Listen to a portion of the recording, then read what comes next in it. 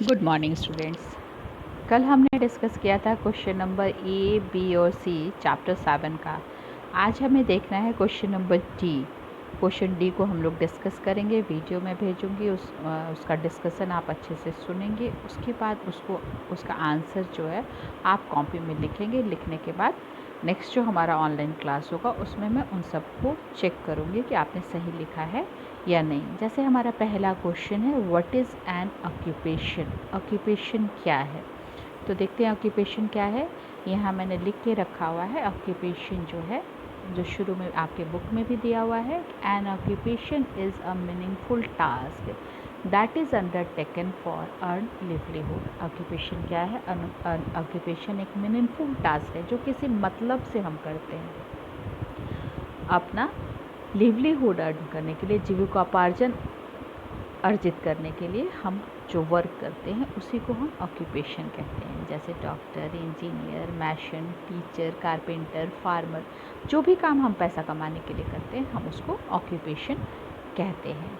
Next है, give 2 examples each of manual and intellectual labour. Manual labour और intellectual मैंने आपको बताया है, एक बार दिखा दूँ कि बुक में कहाँ दिया हुआ है मैनुअल और इंटेलेक्चुअल लेबर। मैनुअल और इंटेलेक्चुअल लेबर शुरू में ही दिया हुआ है। यहाँ पे आपको दिया हुआ व्हाट इज़ ऑक्यूपेशन, शुरू में देखिए ये एग्जाम्पल, ये ऑक्यूपेशन का दिया हुआ है डेफिनेशन बोल्ड लेटर में। फिर यहाँ पे आपको दिया गया है मैनुअल और इंटेलेक्चुअल लेबर का एग्जाम्पल कि मैनुअल किसे कहते हैं और इंटेलेक्चुअल किसे कहते हैं। यहाँ पे डिग्निटी ऑफ लेबर में आपने देखा है कि मैनुअल लेबर और इंटेलेक्चुअल। तो मैनुअल लेबर जिसमें फिजिकल स्ट्रेंथ ज़्यादा यूज होता है उसे मैनुअल कहते हैं, और जिसमें मेंटल एबिलिटी ज़्यादा यूज होती है उसे इंटेलेक्चुअल कहते हैं। तो क्वेश्चन है दोनों का दो एग्जाम्पल देने का, तो ईजिली हम एग्जाम्पल दे सकते हैं। मैनुअल का एग्जाम्पल अगर देना हो तो हम कह सकते हैं स्वीपर है, बूचर है, कारपेंटर है, ब्लैक स्मिथ है। इंटेलेक्चुअल का एग्जाम्पल देना होगा तो आसानी से हम बता सकते हैं डॉक्टर्स, इंजीनियर्स, पायलट, टीचर्स। ठीक है, तो ये क्वेश्चन नंबर 2 था। क्वेश्चन नंबर 3 देखते हैं। क्वेश्चन नंबर 3 है, वही मैंने यहाँ पे भी लिख दिया है, जिसको प्रॉब्लम हो खुद से करने में वो यहाँ से ले सकता है। मैनुअल का एग्जाम्पल कारपेंटर, स्वीपर, इंटेलेक्चुअल का example doctor and teacher. Next है, what do you understand by dignity of labour. Dignity of labour क्या है, यहीं पे आपको दिया हुआ है, बोल्ड लेटर में दिया गया था कि डिग्निटी ऑफ लेबर जो है उसे किसे कहते हैं। Dignity of labour means respect for all types of labour and not considering any job superior to other. यही मैंने यहाँ पे भी लिख दिया है ताकि आप आसानी से लिख सकें कि डिग्निटी ऑफ लेबर का मतलब है हमें हर तरह के जॉब का सम्मान करना चाहिए और किसी भी जॉब को हमें सुपीरियर या इन्फीरियर नहीं मानना चाहिए। ठीक है, नेक्स्ट क्वेश्चन है, what is the main occupation of people of Mizoram and why. Mizoram के पीपल के बारे में मैंने आपको बताया था कि वो लोग का लाइफ बांस, बैम्बू के ही इर्द गिर्द घूमता है।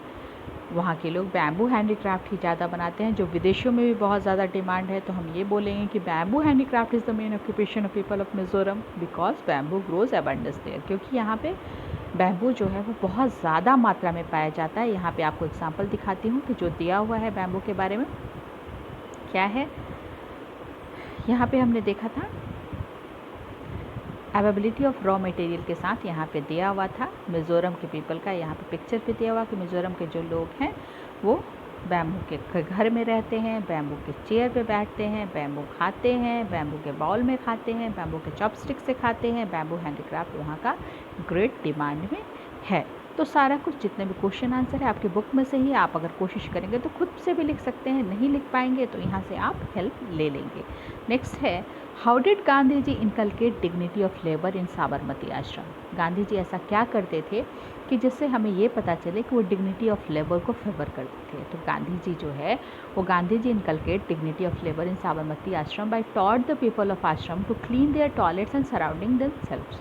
खुद से उनको साफ़ करना सिखाते थे कि टॉयलेट हो या आसपास हो खुद ही झाड़ू लगाना, कोई स्वीपर नहीं रखना है, सब लोगों को अपना काम खुद करना है। और इस तरह से गांधी जी जो है वो डिग्निटी ऑफ लेबर को फेवर किया करते थे। ठीक है, नेक्स्ट एंड लास्ट क्वेश्चन है, explain the importance of pride in quality work with the help of an example. आप एक एग्जाम्पल दे के प्रूफ करिए कि क्वालिटी ऑफ वर्क इम्पॉर्टेंट है। कौन सा काम नीचा और ऊंचा नहीं होता है, कोई काम इन्फीरियर या सुपीरियर नहीं होता है। क्वालिटी वर्क जो है उसी में हमें गर्व होता है।